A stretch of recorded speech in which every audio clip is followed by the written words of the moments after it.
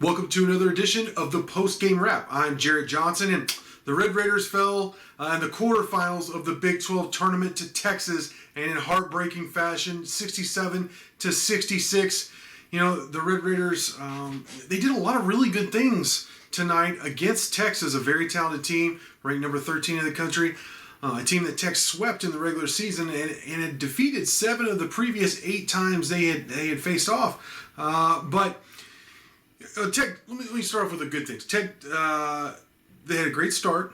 You know, slow starts have been a problem all year, but they got off to a really good start in this game. They were intense. They played. They seemed focused. Terrence Shannon had a really good game. Micah Peavy played very well. Kevin McCullough in stretches. I mean, he had like 4 steals in the first 5 minutes, and that's one thing. Texas Tech forced Texas into 20 turnovers, which is really good.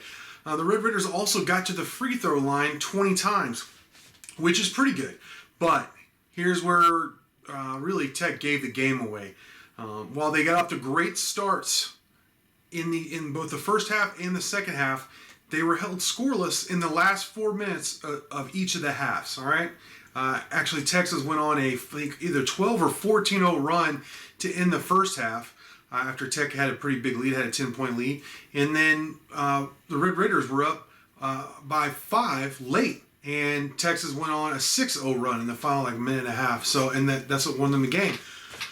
With Coleman making 2 free throws in the final seconds on a questionable call. But, you know, and I understand the frustration from some about, you know, the refs calling that. But it was a 50-50 call, in my opinion. And honestly, Tech didn't need any help from the refs. Tech blew this game on their own. I mentioned the free throw line, the fact that they got there 20 times, but they only made 12, all right? 60% at the line is just not going to get it done. It's certainly not going to get it done in the NCAA tournament. So they missed a lot of free throws. They couldn't get a rebound. They didn't get crushed on the boards against a really good front court from Texas. They have great athletes. They just hit you in waves with these really talented big men, but Tech did a good job until the end, and then they couldn't get a defensive rebound, and it cost them.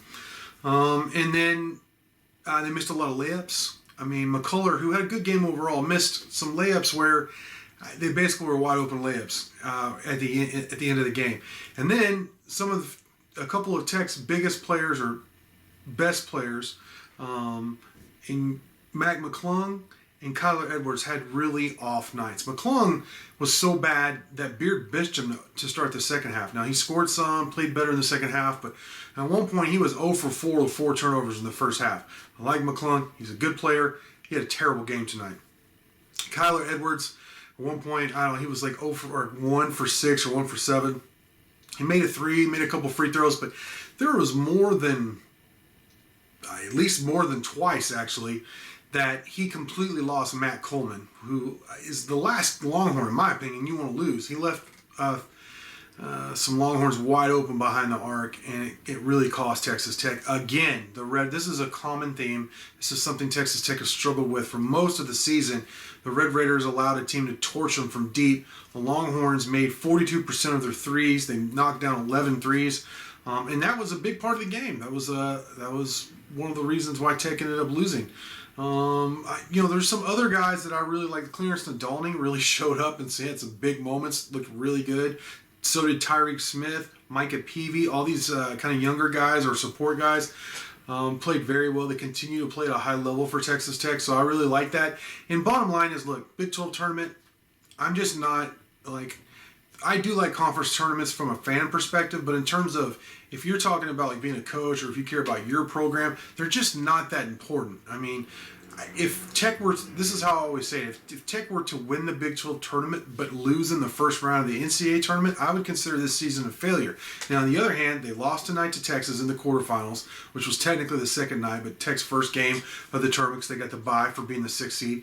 If they, since they lost tonight, but then if they go to the Sweet 16, I feel like this season was a success. Anything better than Sweet 16 to me is, just icing. That to me, that's what this team is a Sweet 16 team. They might go to Elite 8 if they get the right matchup or right bounce, or they might get bounced around before that. I think if they lose in the first round, you got to look at this season as a failure. So, and I think Chris Beard would say the same. Maybe not on the record, but at least I think he would believe that.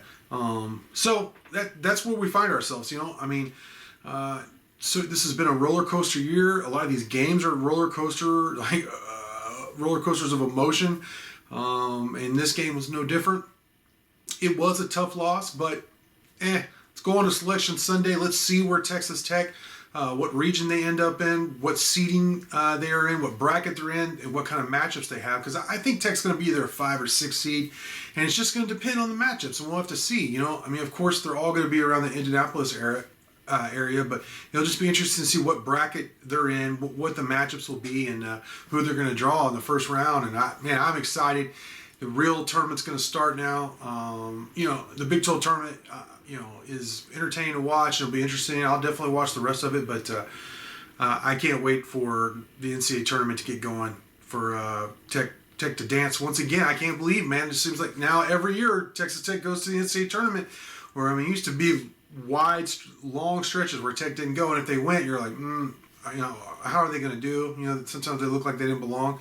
Well, they definitely belong. They're a big part of the national story now, and I can't wait to see, like I said, where they land, and then, of course, how they perform. We're going to have more content after Selection Sunday. Monty Joe and I will have, write-ups, podcasts, videos, all kinds of content. We're geared up. We can't wait. Like I said, for the Red Raiders to start dancing. It's finally here after missing it last year, and I just can't wait. So with that, I want to thank you for watching, and until next time.